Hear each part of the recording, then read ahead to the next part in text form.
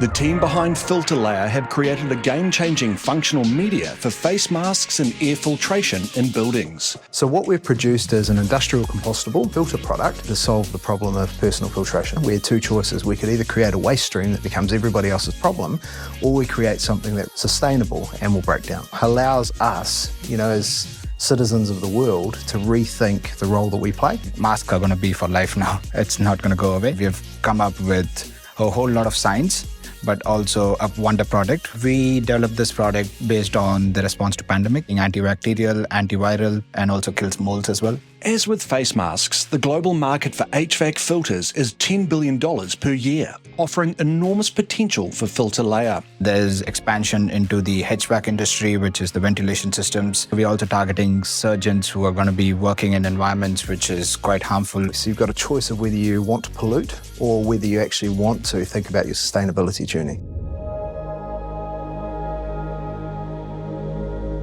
Launched in 2021, Respirac is on its way to disrupting a $2 billion global medical device industry. Respirac is a medical device company. Humidification is needed when a patient is connected to respiratory support. So humidification technology haven't changed much, like 30 years. We are trying to also solving problems like the mix of having liquid water with electronics. They put physicists and mechanical engineers on the problem.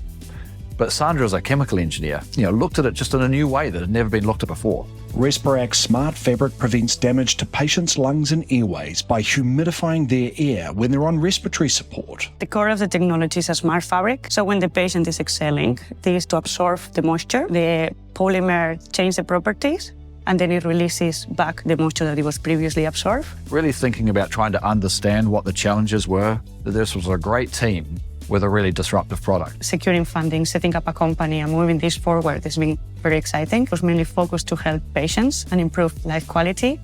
To be able to move that to reality, it's great.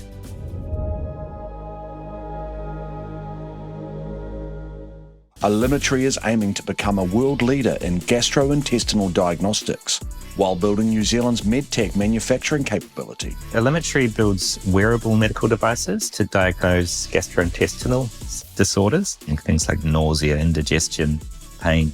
So just like the heart, the stomach has an electrical rhythm. These patients currently go through a battery of tests and don't end up with any clear answers. Quite frankly, there isn't any way for us to otherwise unpick what's going on in a patient's gut. Just got our clearance through the FDA, and we've also recently got clearance in the UK. We're now seeing the fruits of that with the entry into the US market. Backed by $16.3 million of Series A funding, the spin-out's rapid commercialisation is matched by the scale of the ambition behind it. So what we aim to do is to get patients off that diagnostic treadmill, and that can save time and money for the system and also a lot of stress for the patient. Alimetri is really poised for success on the global market.